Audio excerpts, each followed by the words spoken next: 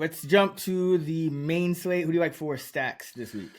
Yeah, so I like going with the Texans stack here. Hopefully CJ Stroud returns to action this week. So I like going with Stroud, Nico Collins stack, and send it back with DeAndre Hopkins on the other side.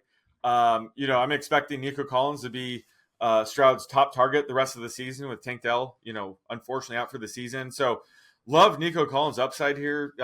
Solid bet for, multi-touchdown game here against the Titans. They're a pass funnel defense.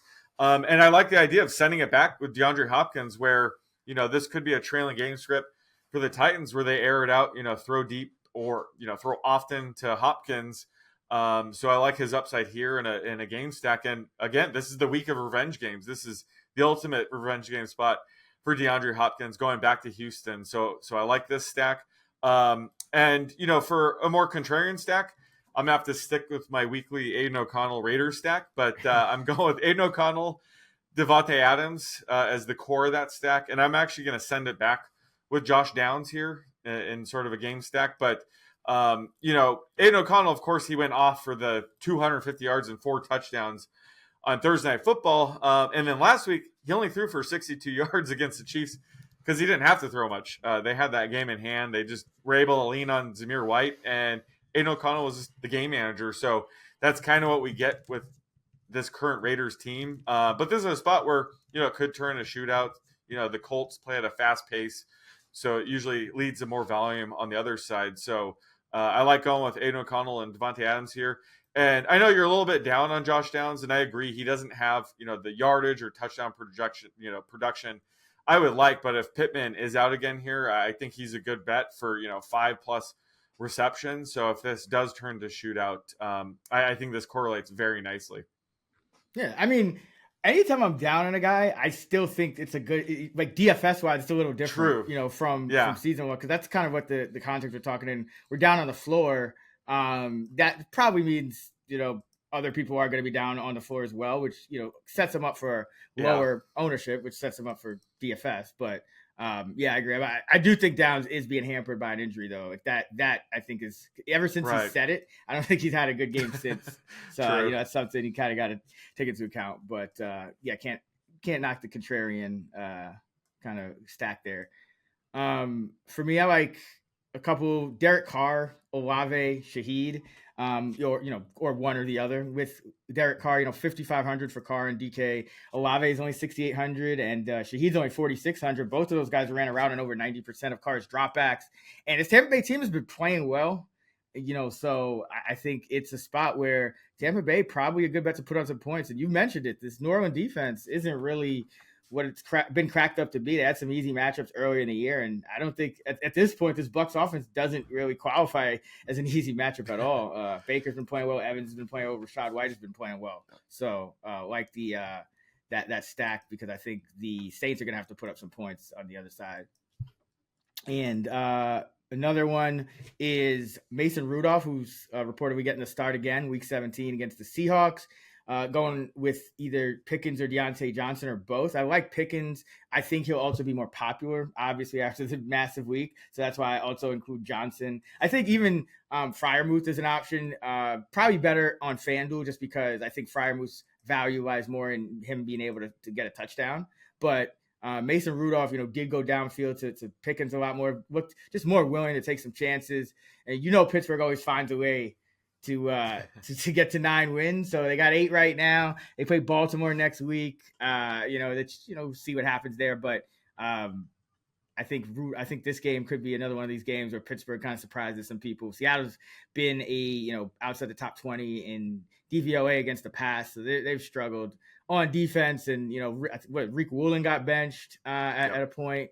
And, Adams is obviously kind of probably not going to see him. So it's been a tough year for the Seattle secondary for the most part. So Rudolph, just another, he's still getting them for $5K on DK. You could still buy low on him, even if, Pickens has a little bit higher ownership, just 5,300 for him, $5K for Deontay on DraftKings. Still great prices for a team that we saw put up, over 30 points last week.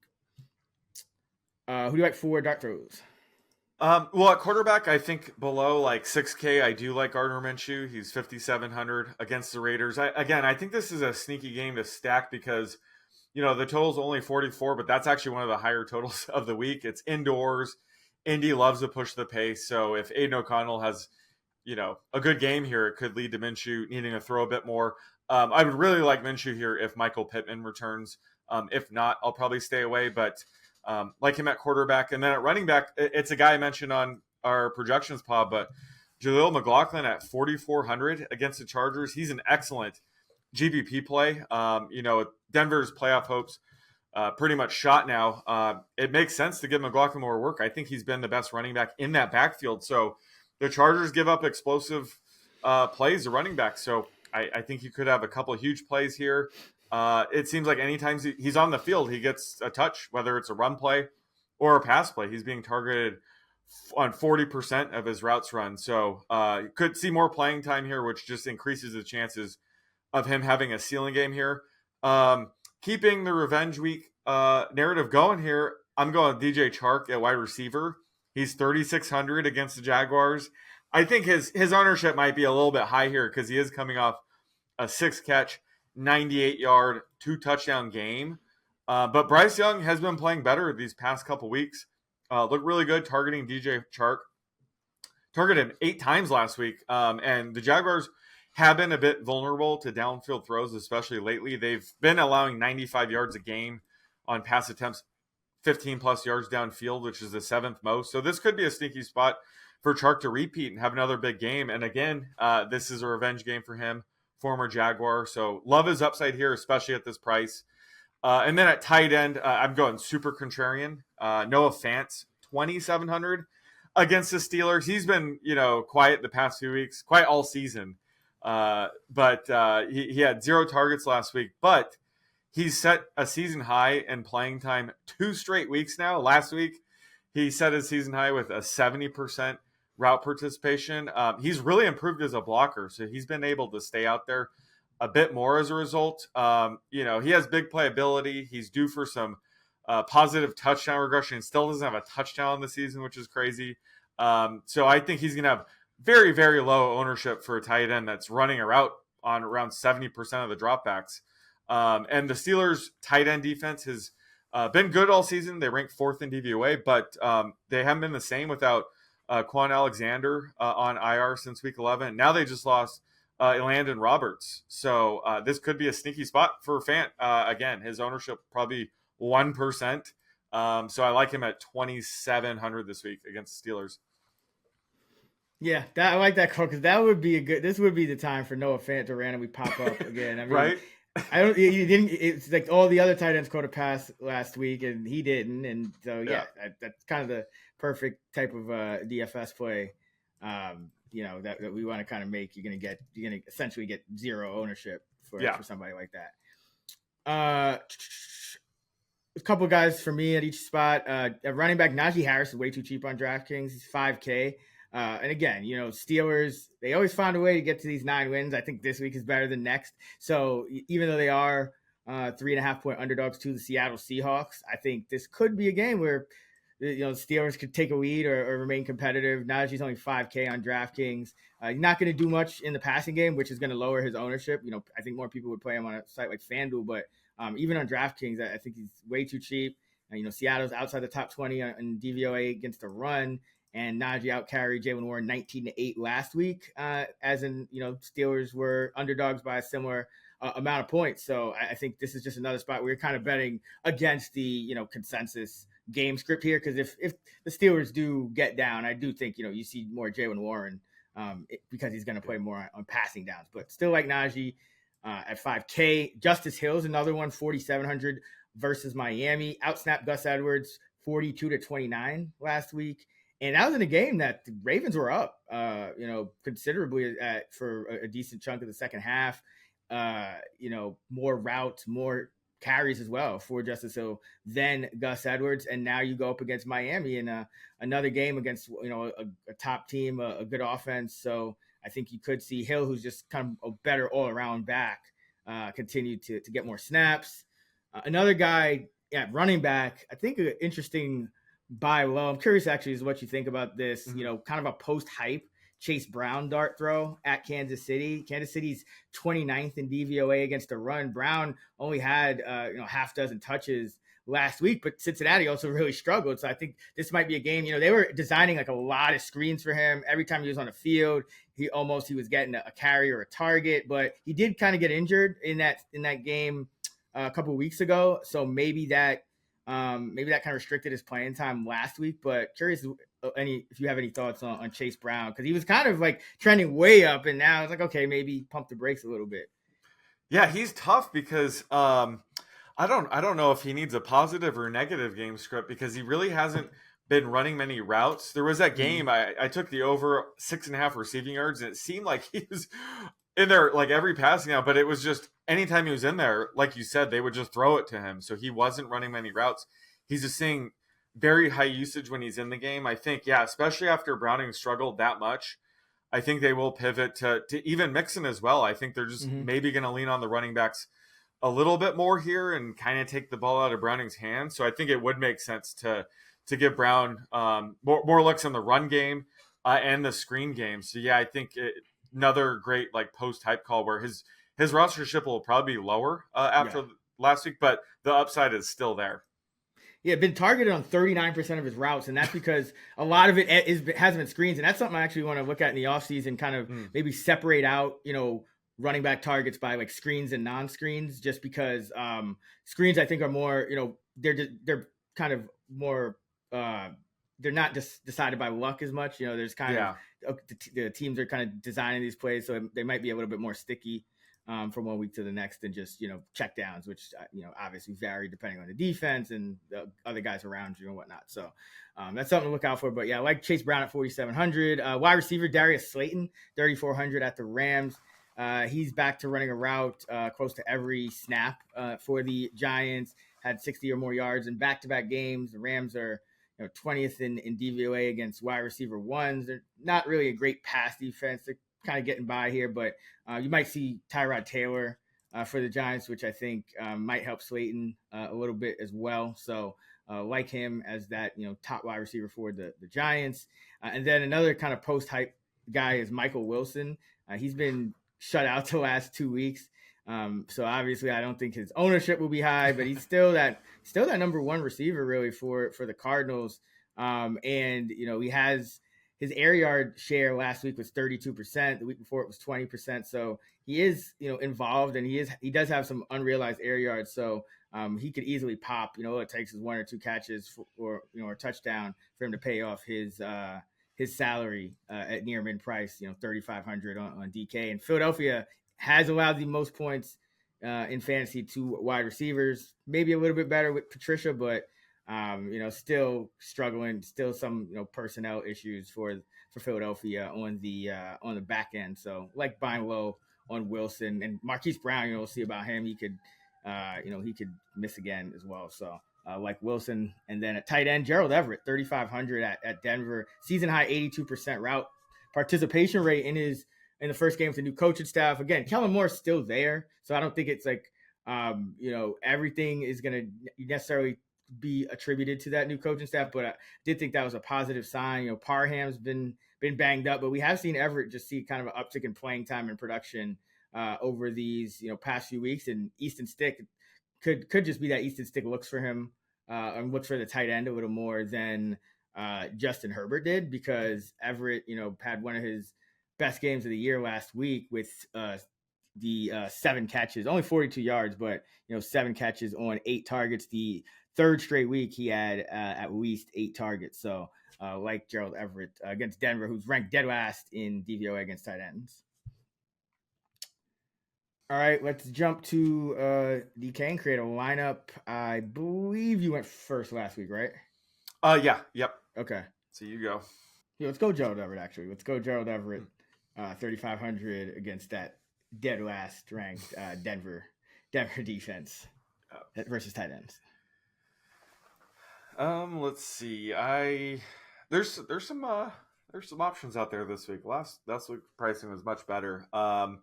I'm gonna go. I think I'm gonna start.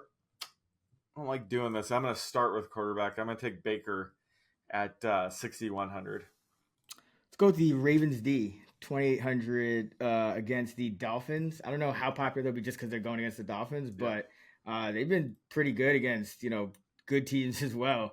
None more than San Francisco. In San Francisco last week, they scored 15 points, 5 picks, 4 sacks, and only 17 points allowed. So I think this Raven defense is legit. Miami's offensive line is banged up and receiving core as well. So give me the Ravens D at 2,800. I'll stick with that same team. I'll go with Zay Flowers at 5,600. He kind of sticks out in that mid range. Mm-hmm. I gave his over as it ended up being a lean. It wasn't an official play because I wasn't sure if he was healthy. But anytime you get the Ravens potentially in a neutral game script or possibly trailing, it's just going to really elevate the passing game because they've been leading by so much this year. They've been so run heavy as a result. So just in what could be a shootout, I like Zay Flowers here. I'll go with Stafford at QB at 6,600 against the Giants. 14 touchdowns, no picks the last 5. I think he keeps it going. Hall of Famer, just saying. Right. Yep. Man, I'm gonna go either ultra cheap or ultra expensive here. Yeah, I'm gonna spend down here. I'm gonna go with the DJ Chark play at 3,600. Right. Speaking of that, I'll go with Rashid Shaheed at 4,600. There you go.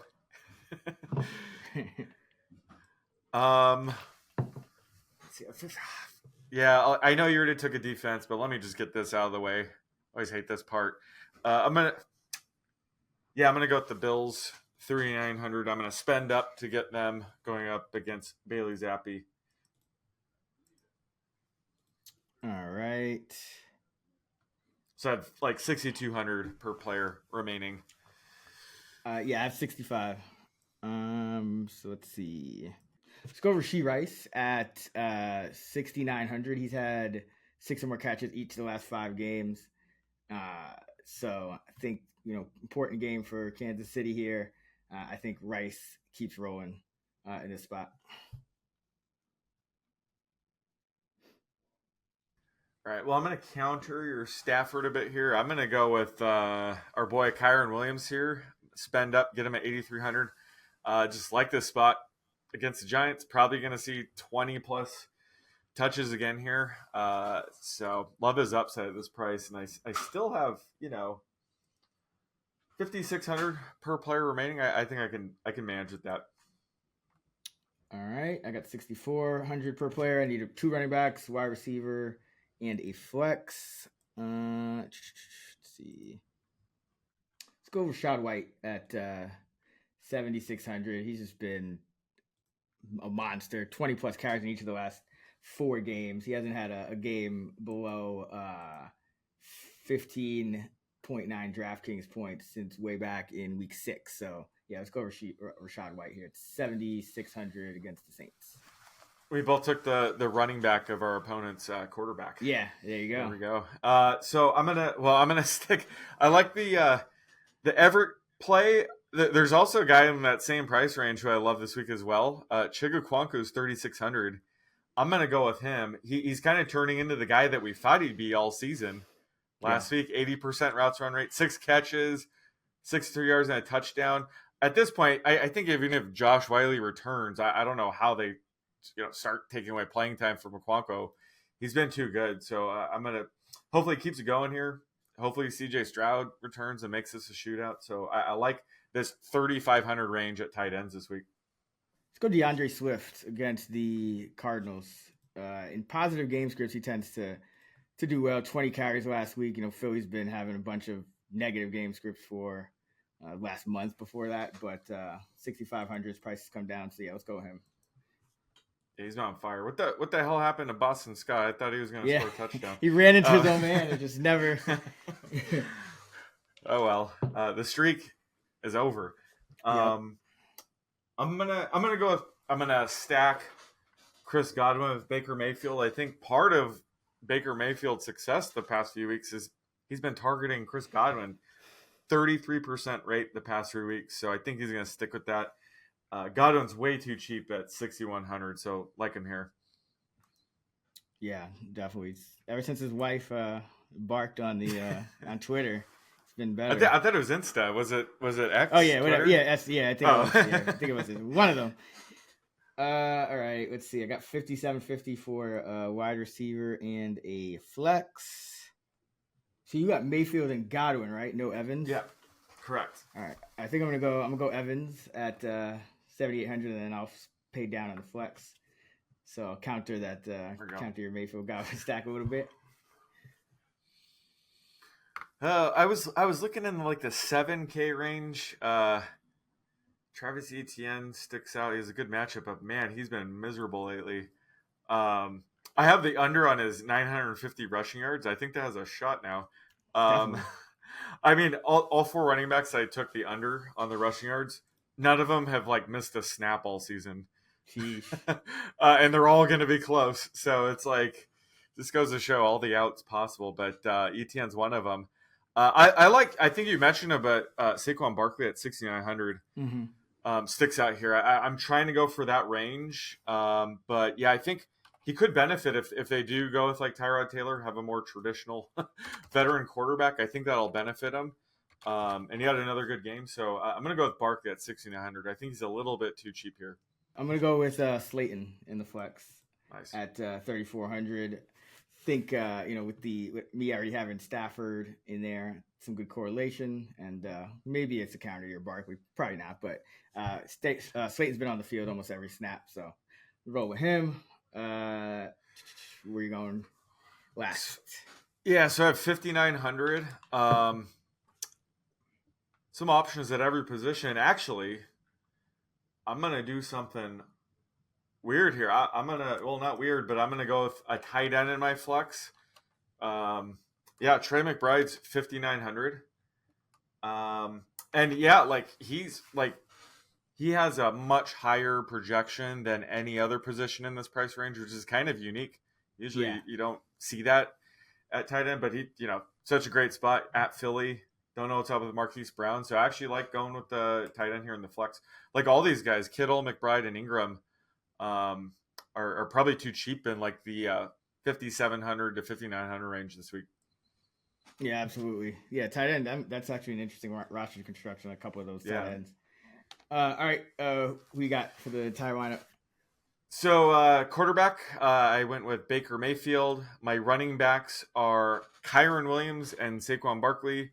Wide receiver, I went with Zay Flowers, DJ Chark, and Chris Godwin. My tight ends, plural, are Chigaquanquo and Trey McBride in my flex. And for my defense, I went with the Bills at 3,900 going up against Bailey Zappi and the Pats.